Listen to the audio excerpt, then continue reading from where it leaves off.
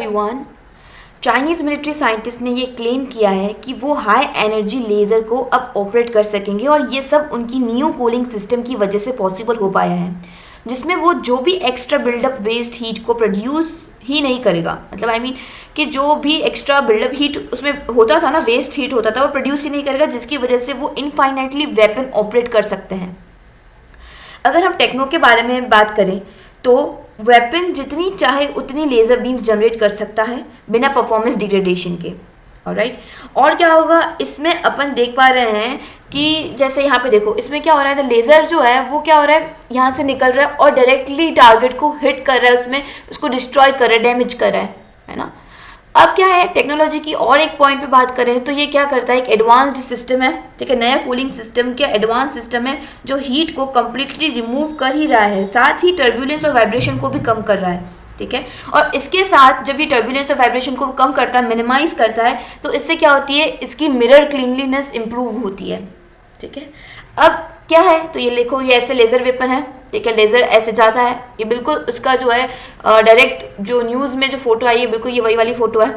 Alright, इसके अलावा क्या है, इसके अगर हम थोड़े पिछले कुछ हिस्ट्री की बात करें तो रूबी लेज़र 1960 में इन्वेंट किया गया था, ठीक है। उसके बाद से लोगों ने इसको काइनेटिक एनर्जी से लेज़र एनर्जी में कैसे कन्वर्ट किया जा सके इस पर दिमाग लगा रहे कंटिन्यूसली। अब ये जो रैपिड प्रोजेक्शन है एनर्जी का, ये स्पीड ऑफ लाइट की स्पीड सबसे ज़्यादा मानी जाती है, उसकी स्पीड ऑफ लाइट से ये वर्क करेगा। लेज़र बीम्स एक डेथ रेज के नाम से भी जानी जाती है क्योंकि ये टारगेट को इंस्टेंटली किल कर देती है, ठीक है। चाइना ने ये लेज़र वेपन टेक्नोलॉजी को जो है वो क्या किया है, अचीव किया है, ठीक है। तो इस पे ये बात करिए। अब कुछ चैलेंजेस भी है जैसे कि टेक्नोलॉजिकल लिमिटेशंस, ठीक है। डायरेक्टेड एनर्जी वेपन, DEW क्या है, डायरेक्टेड एनर्जी वेपन, ये जनरली लेस इफेक्टिव होती हैं टारगेट्स को लेकर के क्योंकि एटमॉस्फेरिक कंडीशंस की वजह से।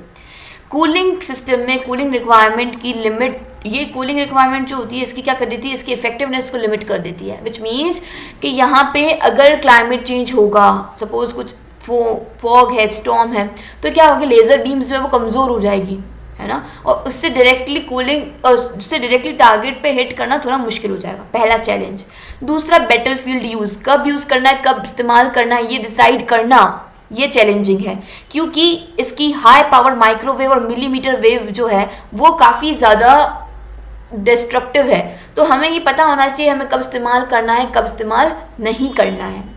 उसके अलावा ये जैसे कि मैंने आपको बताया, हाई पावर माइक्रोवेव क्या होती है, तो ऐसे वेव्स आती हैं, मिली वेव्स, हाई एनर्जी लेजर्स ऐसे होती हैं, ठीक है। तो अपन जो इलेक्ट्रोमैग्नेटिक स्पेक्ट्रम पढ़ते हैं उसमें अपन देखते हैं कि microwave, radio wave, infrared, visible lights क्या है, विबग्योर है, ठीक है। फिर उसके बाद यहाँ पे जो है वो वॉयलेट के बाद वाली जितनी भी रेज आती हैं वो आती हैं, है ना। वेवलेंथ और फ्रिक्वेंसी को अपन वहाँ पे पढ़ते हैं, तो पूरा electromagnetic spectrum based laser beams work करती हैं। अब अपन बात करें तीसरे चैलेंज की, तो वो है एथिकल एंड हेल्थ कंसर्न। पहला क्या था, पहला था टेक्निकल कंसर्न, दूसरा था बैटलफील्ड कंसर्न और अब है हेल्थ कंसर्न।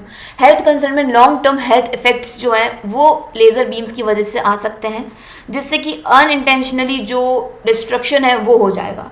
तो ये एक मेजर चैलेंजेस है जिसकी अपन यहाँ पे बात कर रहे हैं। अब देखते हैं ये क्या है, तो ऐसे वर्क करती है, ठीक है। पहले यहाँ पे क्या करेगी, लोगों को डिनाई कर देगी, फिर डैमेज कुछ सिस्टम ड्रोन्स वगैरह है उनको यहाँ पे डैमेज करेगी और डायरेक्टली अगर जो टारगेट है उसको तो बिल्कुल डिस्ट्रॉय ही कर लेगी, ओके। अब क्या है, अब इसके अलावा भी अगर अपन यहाँ पे बात करें, ठीक है, कि यहाँ जो लेज़र वेपन है ना, वो किस तरीके से हार्मफुल है। तो लेज़र वेपन, लेज़र बीम्स है ना, अब चाइना के हाथों आई है। सबसे पहली बात और सबसे जो खतरनाक बात है वो क्या है कि चाइना के हाथों आई है। तो चाइना डिस्ट्रक्टिव जितना ज़्यादा बनेगा उतना वर्ल्ड के लिए नुकसानदायक है और उतना ही इंडिया के लिए नुकसानदायक है, ये मेजर पॉइंट है।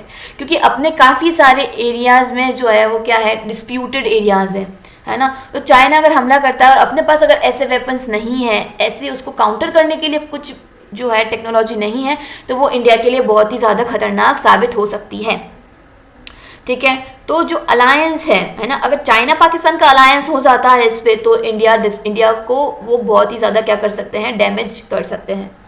ऑलराइट, ये सारे जो हैं आप इनको रोक करके आप इसका स्क्रीनशॉट ले सकते हैं, बहुत ही ज़्यादा इफेक्टिव पॉइंट्स हैं। आप इनको टेक्निकल जो डिफेंस वेपन्स है, डिफेंस मिलिट्री वेपन्स है, उसमें इसको इस्तेमाल कर सकते हैं इन पॉइंट्स को।